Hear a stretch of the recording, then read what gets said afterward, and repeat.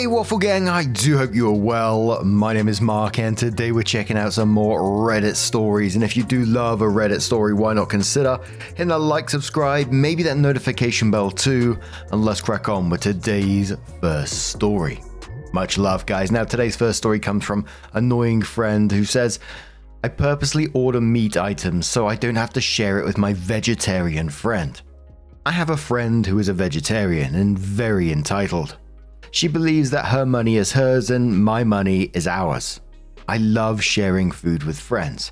I eat almost exclusively family style, but I hate sharing food with this friend because she does not share food with me. To avoid confrontation, I've started exclusively ordering meat items whenever we eat together. Recently, we went out to eat and I ordered chili cheese fries and I added steak. My friend interjected and asked if we could get the steak on the side so we could share.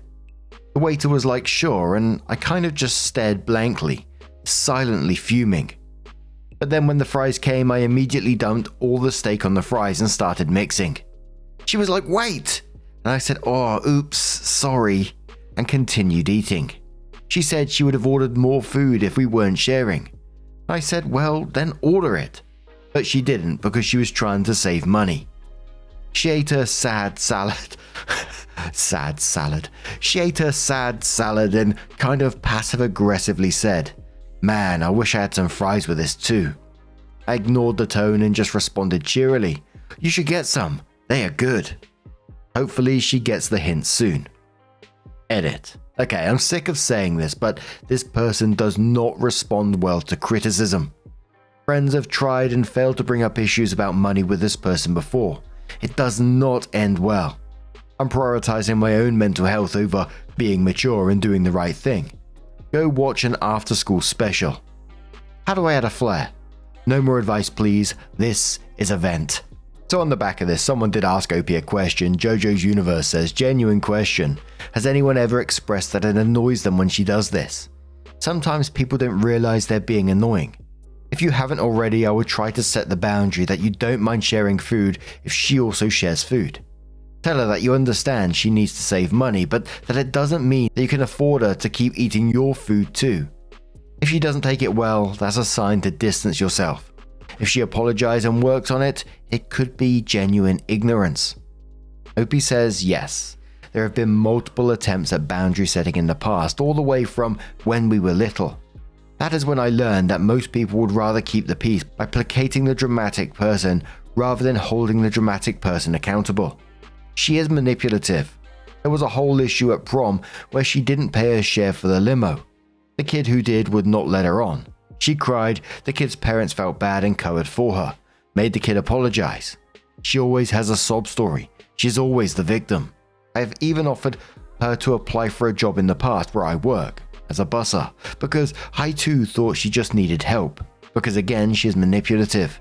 Before my eyes were open, she said to my face, I could never bus tables. Is there a host position open? This isn't her only thing. She's manipulative and selfish in every single way. Some people see it, some people don't, and until everyone sees it, I'm not going to be the hero that calls her out on it. And absolutely, that would pee me off as well. I enjoy sharing food as well, but if someone's just taking my food and not sharing at all, that would piss me right off. But Midday Glitter says you're going to have to call her out on this. Sharing is a staircase, it goes both ways. You could be nice if you want to. I don't like sharing with you because you don't share with me, and it makes me feel used and taken advantage of. I share with my friends all the time, and one of my friends eats like a vacuum, and I'm a slow eater. I've stopped sharing mid-meal multiple times because she never realizes how hungry she is and will eat all my food if not stopped. It's not intentional on her part.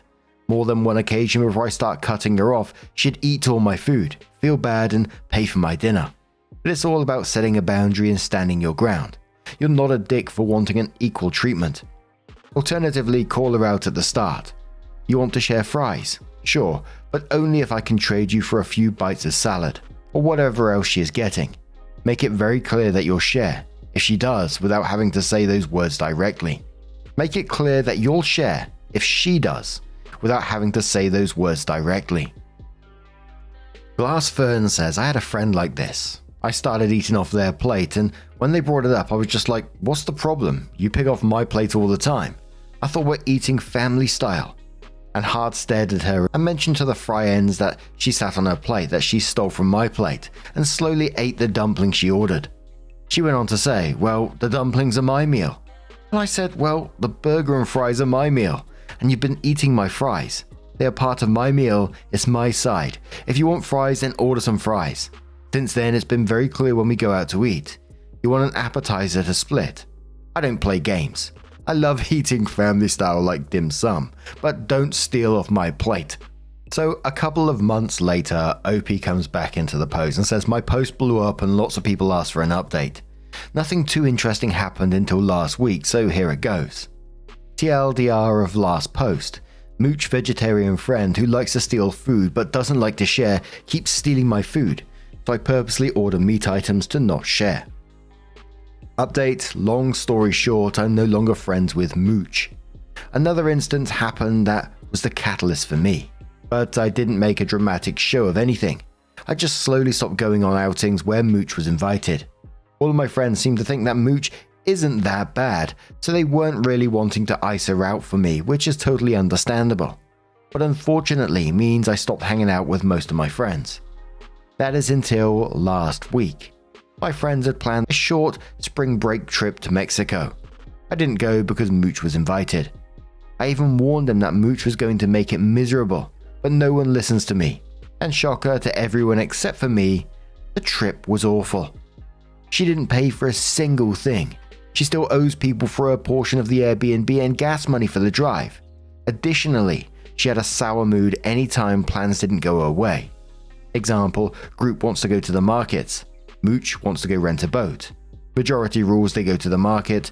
Mooch has a giant frown and makes sure everyone is aware she's having a bad time. One night, everyone went clubbing. She got tired and wanted to go home. No one wanted to go with her. She was waiting around with a giant frown, clearly wanting someone to leave with her so she didn't have to pay for the Uber. She finally orders an Uber for herself. After the Uber arrives, two girls decide actually they are tired too, so they take the Uber with her. She had the audacity to Venmo request them for money for the Uber after having not paid for anything else the entire trip. And one of the girls she Venmo requests was the one that paid for the Airbnb that she still had not paid her back for. For the record, everyone else took turns paying for Ubers. No one Venmo requested each other for that. This was the first and only Uber Mooch ever paid for. That girl immediately starts a group chat with a couple of people on the trip, and me with my favorite thing to hear. Oh my god, OP, you were right. Then I got to sit back and just watch as everyone word vomits to me everything terrible that happened on the trip. So it sounds like these 5 people plus me is done with her. Not sure how the rest of the group feels, but at least I have 5 people I can hang out with regularly again. So the first commenter replies to what was a deleted comment and says clearly you've never had a long-term toxic friend or relationship before, because you'd know how hard these habits are to break. They've known each other since childhood and it's hard to set boundaries with someone like this when they are repeatedly broken. Plus she never said that not going on that trip made her miserable. Quite the opposite actually. Also, did you ever consider that OP might be the one with money problems? Maybe, just maybe, she doesn't want to hang out with someone who thinks OP's money is also hers. OP says it's not even the money problems, even though yes, that's at the forefront. It's that she expects everyone to serve her and cater to her feelings all the time. She wants final decision making for all activities while not paying. It's the fact that I have to drive her everywhere, but I'm also not allowed to leave until she's ready. Like fuck, if not wanting to spend time with her makes me mean, I'd rather be mean than continue being a doormat. Okay, Marinberry says, karma is a dish best served with meat if you ask me. I'm glad they all woke up. I hope she's lonely with her sad salads. When OP said sad salads, that did make me chuckle. I do wonder what it's like to live with that kind of level of audacity. I know it's totally normal for someone like that, but to expect things to go your way, especially when you don't seem to be paying for any of it as well, is absolutely wild. Whenever I go on a trip with anyone, if I'm paying equally, even if I'm paying for it, I say, oh, what do you want to do? Let's do something that, suits everyone. Because regardless of money or whatever, these are friendships, these are relationships that you cherish, that you want to spend time with and have a good time. But the attitude just comes across as me, it's all about me. So it makes me wonder what they think of, the relationships around them. Do they actually enjoy them? Do they cherish them? Or are they just using them? It just seems like a weird way of thinking, but what do you guys make of this situation? Let us know your thoughts down in the comments below, and let's move on to another story. Now, our next story comes from Affectionate Bus 6281 and says, stepdad stole my identity, causing my credit score to drop over 200 points. When I brought it up, he spit on me. I never had a reason to check my credit score until a couple of months ago, other than when I got a credit card in 2021. At the time, I had a 745. When I went to purchase my first car on my own in April, the dealership told me my credit score was 541. I had no idea why, since I barely used my credit card and always paid it off in full every month on time. I put off buying the car while I looked into my credit and was mortified when I saw 2 other credit cards on my report, both of which were nearly maxed out, and with probably 15 late payments between the 2 of them. When I asked my mum and stepdad about it, my stepdad said he opened the cards when I went to college because I stopped paying rent at the house. When I lived there during my 2 years at CC, I paid them $500 a month rent. I stopped paying when I moved out. We ended up arguing about it, and he said I owed it to him for the years I didn't pay rent, literally talking about 8th to 12th grade, and to just drop it. When I told him he can't do that without my permission, he said he doesn't need permission and spit in my face. Like a full-on spit on my face. I left crying and my mum called to apologize. We talked a little bit and she told me he had something similar happen to him in the past.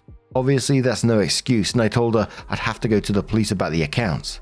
She said to slow down and really think about if that's what I want to do. I hung up the phone. I wish I'd known about the accounts sooner.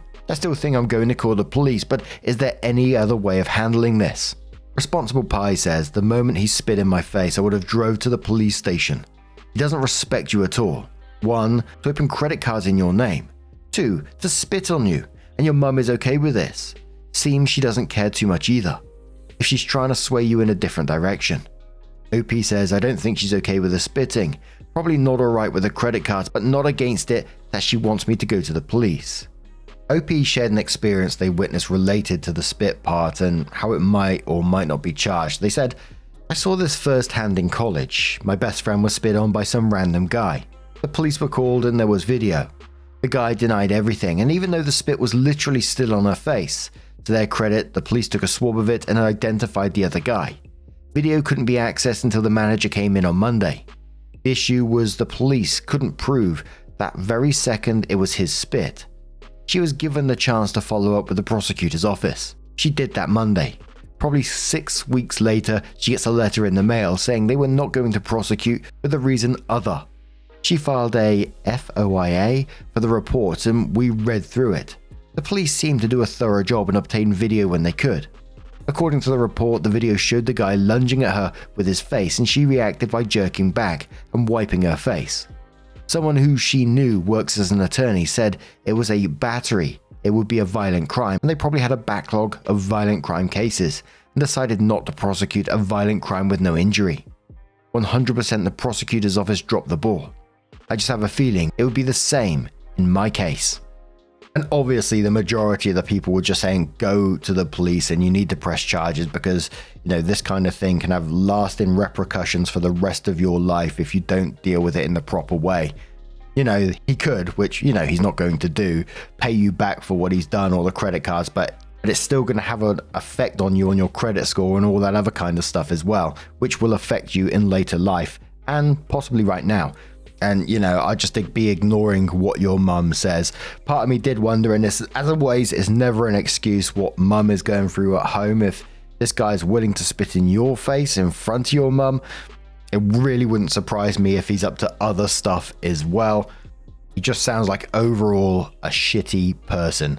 But a month later, OP comes in and says, I made the police report for both identity theft and the spitting. They said it was 2 separate incidents, the identity theft a felony and the spitting a misdemeanor. About a week afterwards, my dad comes storming into my workplace. He's always had anger issues, but this is a new low for him. He starts screaming at me for calling the police, and a security guard comes in and tells him to leave.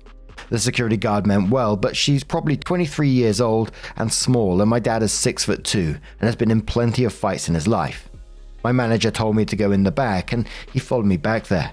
I locked myself in the bathroom, and he just kept banging on the door for probably 3 to 4 minutes, screaming at me. I called my mum, and she tried calling him. Eventually, a police officer gets there and goes to handcuff my dad. He fought him, and 2 other officers pile on him. He's arrested on aggravated battery and aggravated resisting charges. He was released from jail the next day. No idea why, but the county decided not to prosecute him.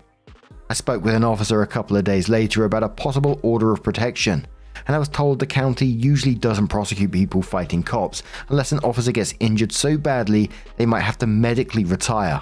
What? What the fuck?